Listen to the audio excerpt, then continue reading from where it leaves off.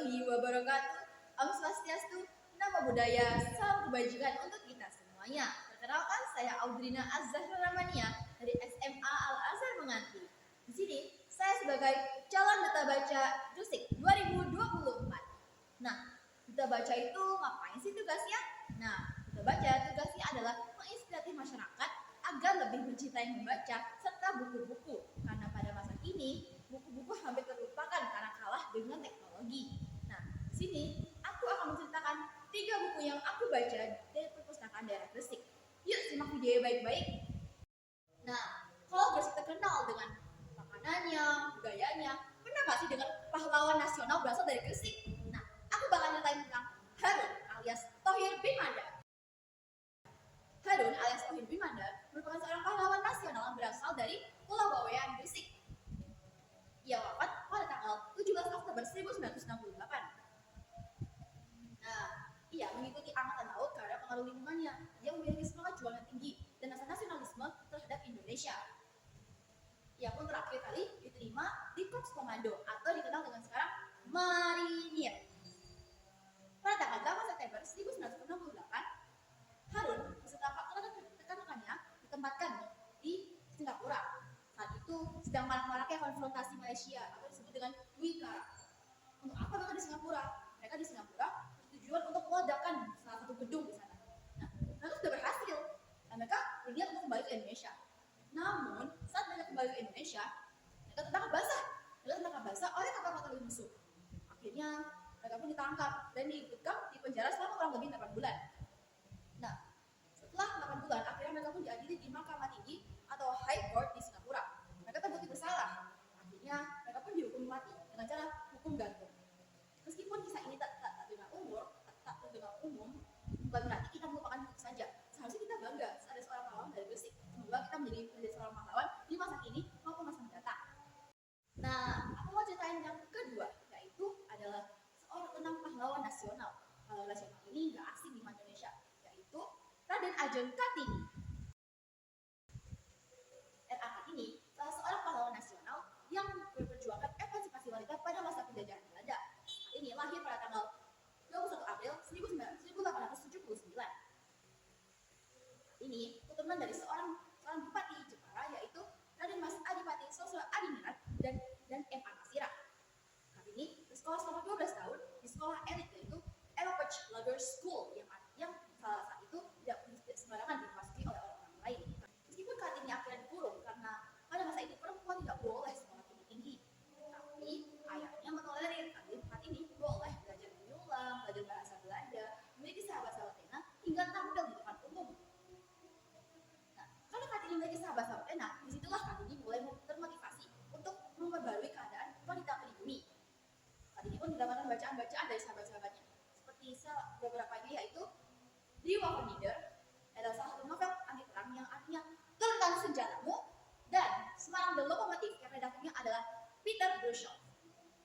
Pada tanggal 12 November 1903, Kartini dijodohkan oleh seorang bupati Rembang, yaitu Raden Mas Adipati Joyodiningrat, yang saat itu memiliki 3 istri.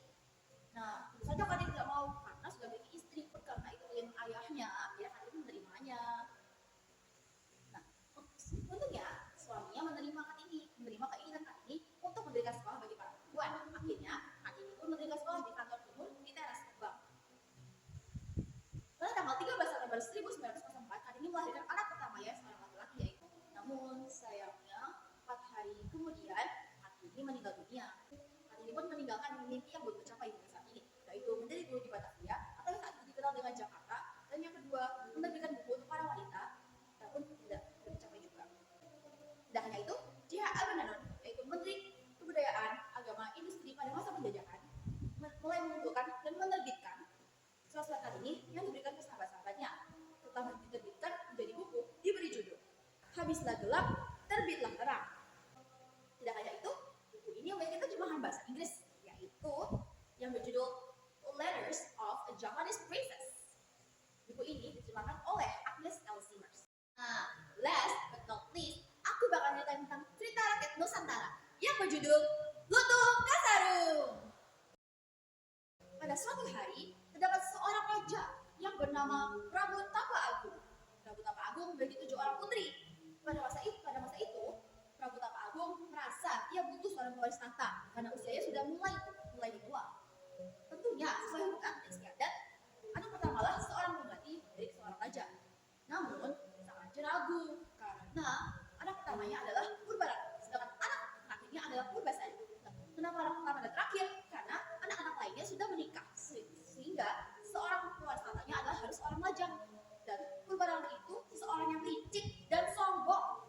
Nah, bagaimana bisa coba ada seorang pemimpin seperti itu?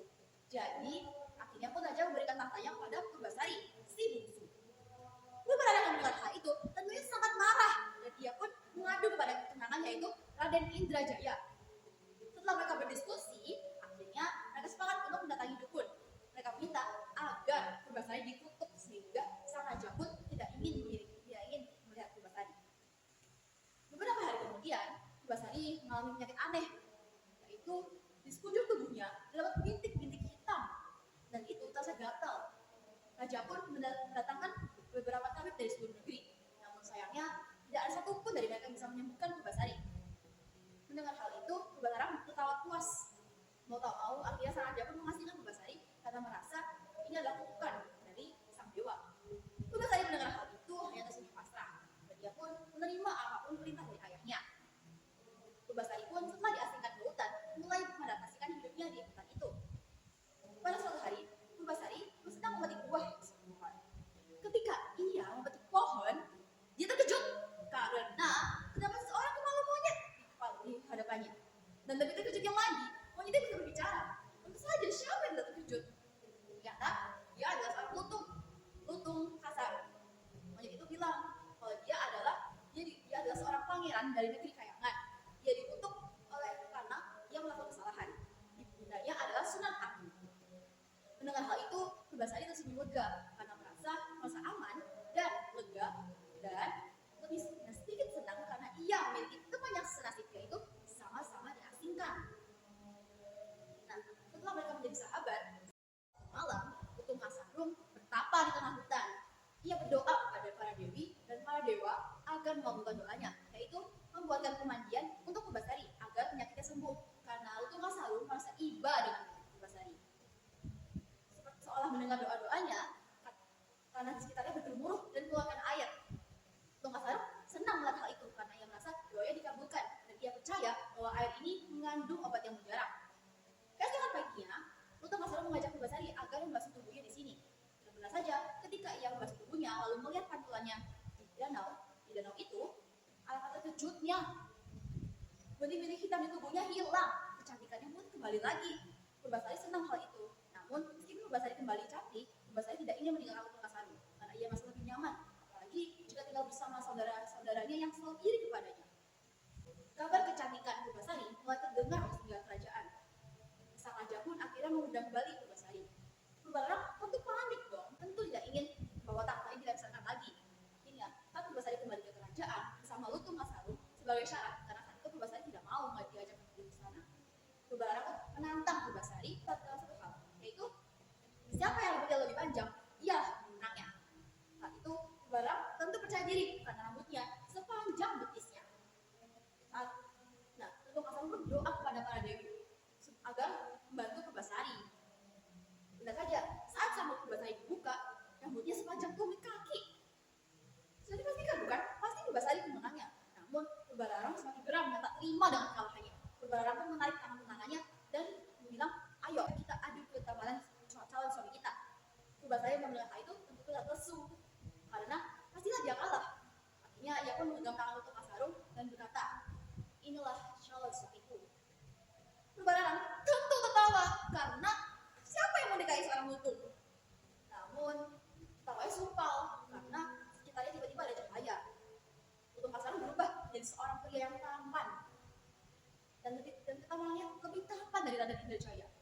Ternyata dia adalah pangeran Guluminda yang berasal dari negeri Kayangan. Dengan hal itu, dia tahu akhirnya Purbasari lah pemenangnya.